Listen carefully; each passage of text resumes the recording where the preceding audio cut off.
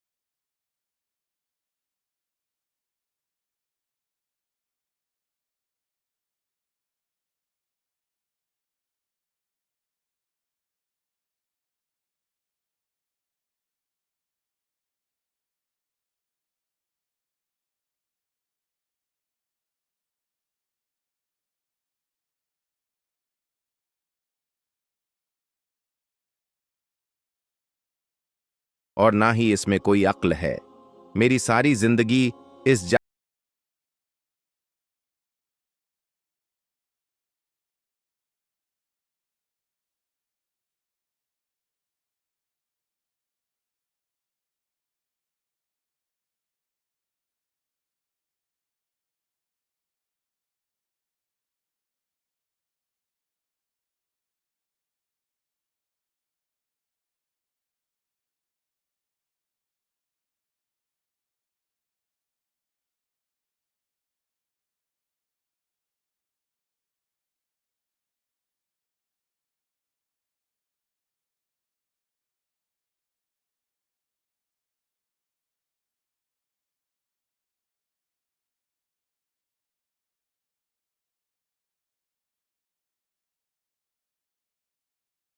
एक कुआं था। शौहर उस कुएं के पास गया और अपनी गठरी एक तरफ रख दी और फिर डोल के जरिए पानी बाहर निकालने लगा। यह देखकर शैतान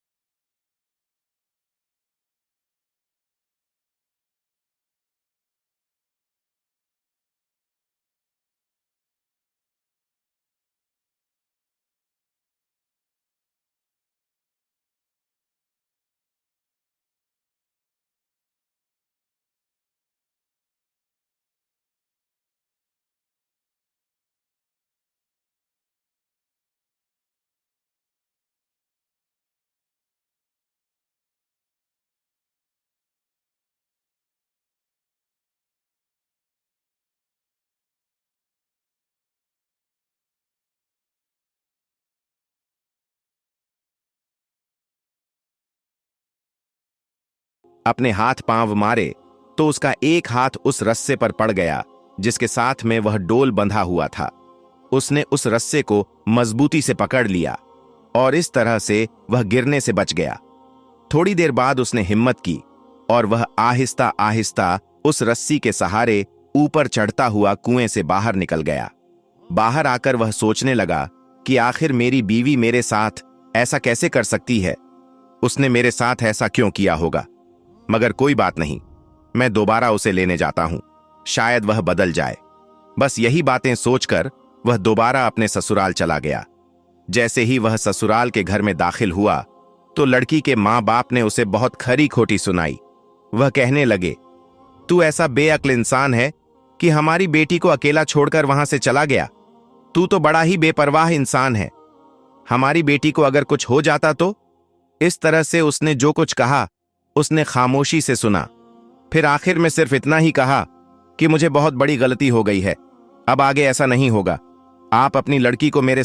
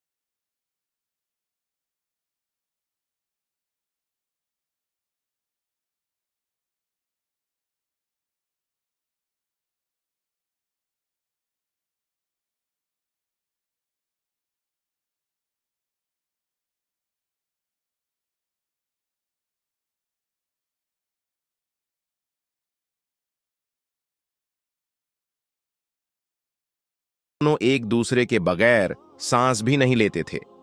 फिर ऐसे करते करते कब 5 साल का वक्त गुजर गया, दोनों को एहसास तक ना हुआ। बस अब दोनों की जिंदगी में अगर किसी बात की कमी थी तो वह थी औलाद की कमी। दोनों को नेक औलाद की ख्वाहिश थी, मगर हर मुमकिन कोशिश के बाद अल्लाह ने उनको औलाद से नहीं नवाजा। फिर एक दिन अल्लाह ने उनकी ये दुआ भी सुन ली। दोनों मियां बीवी के लिए वह बेहद ही खुशी का दिन था। जब बीवी को मालूम हुआ कि वह हामला है तो उसको ऐसा लगा कि जैसे उसकी जिंदगी मुकम्मल हो गई हो। लेकिन दोस्तों, अल्लाह को शायद कुछ और ही मंजूर था। 6 महीने के बाद एक हादसे में अचानक साजिद का इंतकाल हो गया।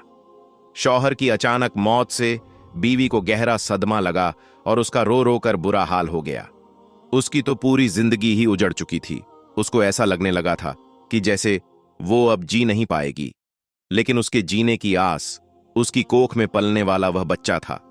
अब उसको अपने उस बच्चे के लिए जीना ही था, क्योंकि बीवी अपने शौहर की आखिरी निशानी को न सिर्फ दुनिया में लाना चाहती थी, बल्कि उसे परवान भी चढ़ाना चाहती थी। शौहर को फिर गांव के कब्रिस्तान में दफना दिया गया। यह बीवी रोजाना अपने शौहर के कब्र पर जाती और वहां कुरान पाक की तिलावत करती थी। अब हर रोज कुरान पाक की तिलावत करना और रोना उसका मामूल बन गया था। कोई भी दिन ऐसा नहीं होता जब वह अपने शौहर की कब्र पर ना जाती थी। और इस तरह करते करते पूरे 9 महीने का वक्त बीत गया। तो अब वह वक्त भी आ चुका था जब इसका बच्चा कभी भी अब इस दुनिया में आ सकता था। एक दिन ऐसा हुआ कि बीवी अपने शौहर की कब्र पर बैठी रो रही थी, तो तभी अचानक से उस शदीद दर्द होना शुरू हो गया। दर्द इस कदर तेज होने लगा कि वह वहीं पर अपने शौहर की कब्र के पास में गिर गई और मदद के लिए पुकारने लगी। मगर कब्रिस्तान में दूर दूर तक कोई भी दिखाई नहीं दे रहा था जो उसकी मदद के लिए वहां आता। दर्द से उसे ऐसा लग रहा था कि जैसे उसका आखिरी वक्त आ चुका है। उसने अल्लाह से मदद के लिए दुआ की कि या अल्लाह, मैं अपने शौहर के आखिरी निशानी को इस दुनिया में लाना चाहती हूं। या अल्लाह, तू ही मदद करने वाला है। या अल्लाह, मेरी मदद फरमा। दर्द से तड़पते हुए बीवी को काफी वक्त बीत गया था, मगर वहां पर कोई भी उसके मदद के लिए नहीं आया था। अब तो दर्द की वजह से उसकी आंखें भी बंद होने लगी थीं। उस पर मौत की सी कैफियत तारी होने लगी थी कि इतने में अचानक से किसी ने पीछे से आकर उसका हाथ थाम लिया। उसने अपनी रोती हुई आंखों से देखा तो उसके होश उड़ गए। उसने देखा कि उसका हाथ थामने वाला कोई और नहीं बल्कि उसका शौहर साजिद ही था, जिसे देखकर वह रोने लगी और कहने लगी, साजिद, आप मुझे माफ कर दें। मैं आपकी आखिरी निशानी दुनिया में लाने से पहले ही शायद दुनिया छोड़कर जा रही हूं। शौहर ने प्यार से अपनी बीवी के माथे को सहलाया और फिर उसको उठाकर वहां से चल पड़ा। फिर जब बीवी को होश आया तो उसने देखा कि वह एक सुनसान जगह